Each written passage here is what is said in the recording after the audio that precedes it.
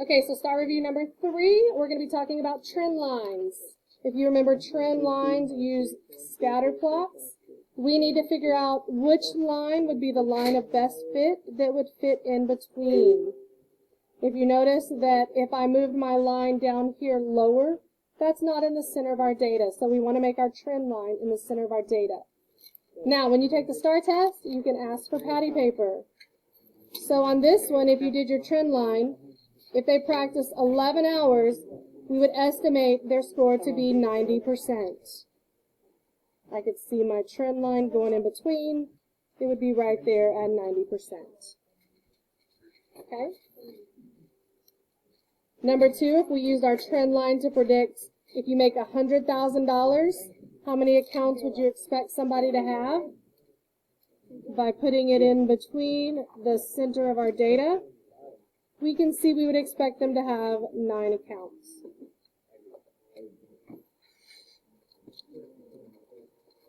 Number 3, if you do your same strategy with your trend line, you will see we estimated that to be $60 for 5 pets. About $60 right there. Alright, so then this last one. Free throw percentage if they practice for 7 hours. So I'm looking at this 7-hour mark. What do y'all think, guys? 80. All right, well, let's check. I have it right now. I have my line at at 80. Does that look to be about the center? Okay, what if I move it all the way down to 70? No, to me, this looks low because look, I only have 1, 2, 3 points of data below, but above I have 1, 2, 3, 4, 5, 6, 7, 8, 9. So that line is too low. So I would agree with those that said 80. So we would estimate it to be 80%. Okay, so that was our review for trend lines. Let's turn the page. See what we're going to review next. I'm sorry? Okay, so we had a question about how it's 80. What did you get for your answer? Okay, so I'm putting this in the middle.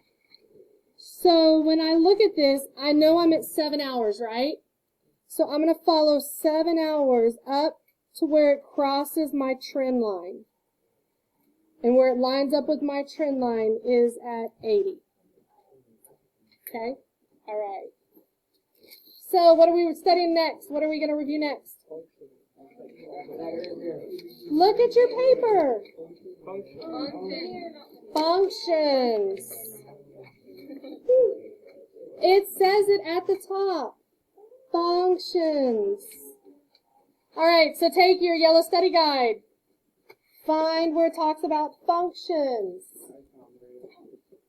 Should be really easy if you know where trend lines are. It is right below. What's the important thing to remember about functions? There's no repeating x's. No repeating x's. My x's can only have one y output. All right, but let's look at this one. How can I test a graph? There's an easier way than trying to plot all these points to see if my x coordinate repeats. The vertical line test. Remember, if I draw a vertical line, how many times did that line cross my function? It only crossed it 1 time, so it passes. Well, what about if I drew a vertical line over here? Does it still only cross 1 time? Yeah. Yes, so that passes the vertical line test. So is that function or non-function? Function. All right, let's go down. We're going to work down the page. This one is called a mapping. I have 2 of these ovals. What do these ovals represent? X and Y. X and Y. How do I know which one comes first? X first, and this one represents Y values. Is this a function or non-function? Do I have any X's that repeat to different Y's? No, my 3 only goes to 5. This -5 only goes to 7. The -7 only goes to 1, so it is a function. I didn't use any of my x values twice. Moving down the page, function or non-function? Non-function. I could go right here and it passes 4 different times. 1, 2, 3, 4, oh, 5, excuse me. Now, earlier in the class, I had somebody say, well, Miss Marling, if I draw it way out here, it only crosses once. Why is that not a function? Because it only crosses once right here. It's not a function because it has to pass everywhere on the function. So because when we get further over here, it fails the vertical line test, it makes it a non-function. All right, next one, function, non-function. Function, vertical line test, it passes. All right, what about these ordered pairs down here sideways? It is a non-function. There are 2 2's in my x value that go to different y's. Now, if they both said 2, 0, it would be a function because it's the same number. But because they're different y values, I'm using that x value of number 2 twice. All right, what about this bottom chart? Function or non-function?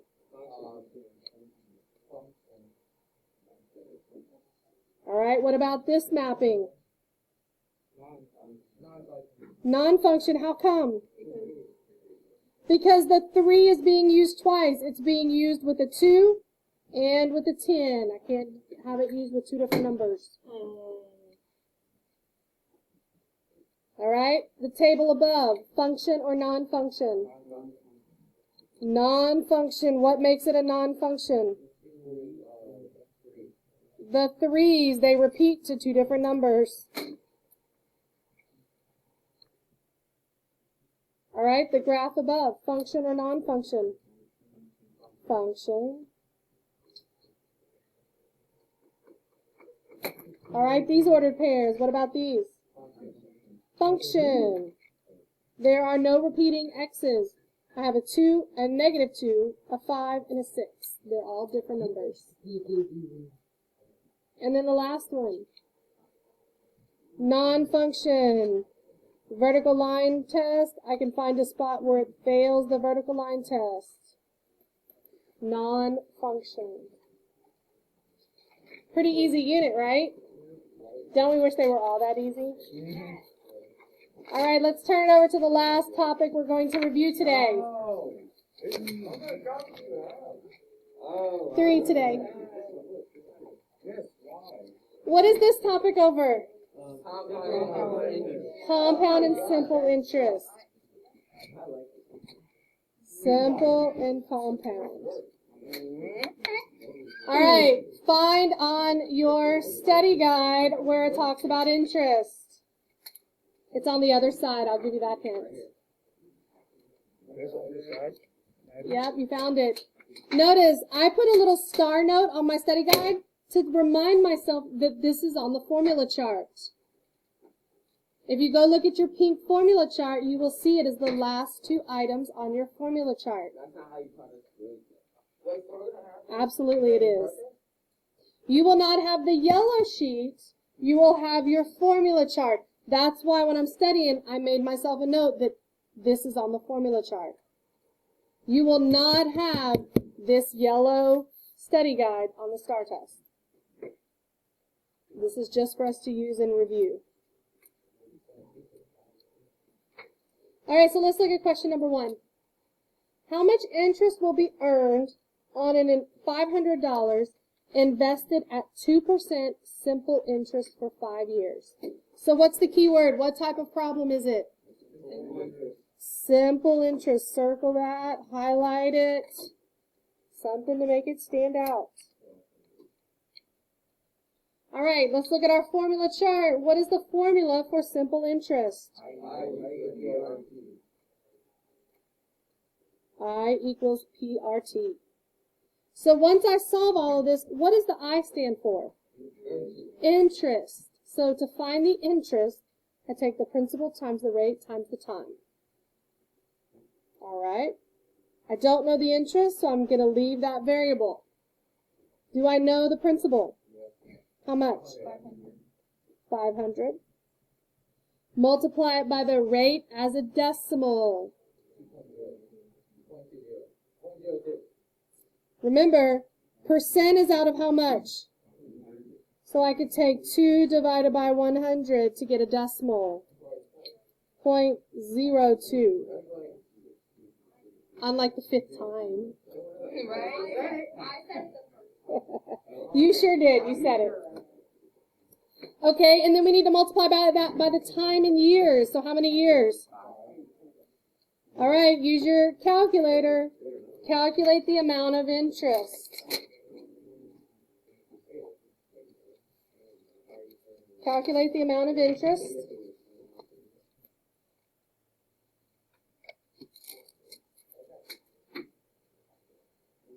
You can plug it all straight into your calculator. 500 times 0.02 times 5. So how much interest did we earn? $50. Remember, that's like free money that the bank's going to pay you in the savings account. It's just 50. It's more than what you started with. So now let me ask you this. If we earned $50 in interest, how much money would we have in the bank after we earned it after 5 years? I started with the 500 plus my free money. I would have 550. All right, I want you to work number 2. All right, what did we get for some answers? 144. That represents what? The interest. What if I told you the correct answer is 944? What did you forget to do? Oh, because you're supposed to add 144 plus the The question, you have to make sure you read the question carefully. How much will she have in total? So I have to take what I started with plus my interest to get my total. Make sure you pay attention. You have to read carefully. Because I promise you, if this was a multiple choice question, is 144 going to be an answer choice? Yes, it will. Because they're testing to see, are you reading the problem correctly and solving it correctly? All right, let's look at number 3 together. Liz invests $1,000 in an account that earns 6.2% compound interest. So now we're dealing with compound interest. What is the total amount she will have after 7 years? So now we're looking at compound interest. So that's a different formula. What formula is that?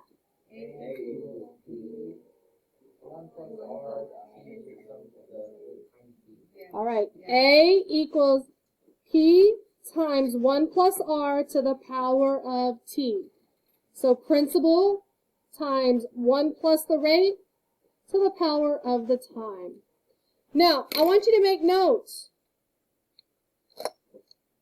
Up here, we were using the letter I. We said the letter I represents what? Interest.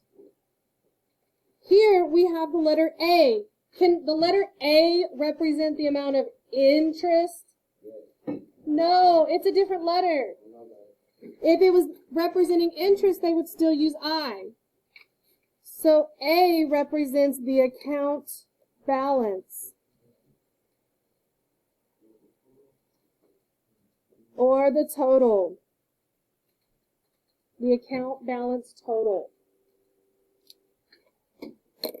All right, let's solve it. So A equals, what's my principal? 1,000 times 1 plus, what is my rate as a decimal? Right, 6.2 divided by 100 gives me 0.062. To what exponent? 7. So now let's simplify this a little bit. 1,000 times, what is 1 plus 0.062? 1.062 to the 7th power. Now here's the important question.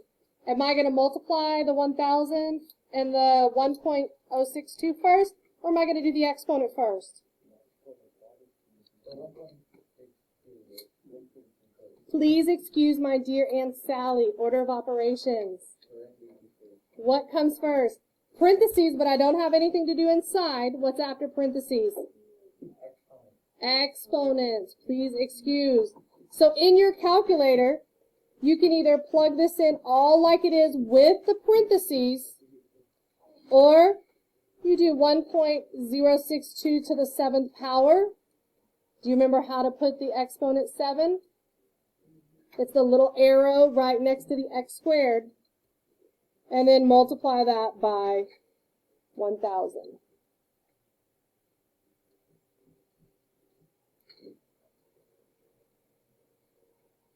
And remember, we're talking about money, so it's automatically rounded to 2 decimal places. And you should get $1,523.60. Is that how much interest we earned? No, it's A, it's account balance. So now let me ask you this. If the question asked for the interest, if I know my starting amount and I know my ending amount, how could I find the amount of interest? I could subtract those two, yes.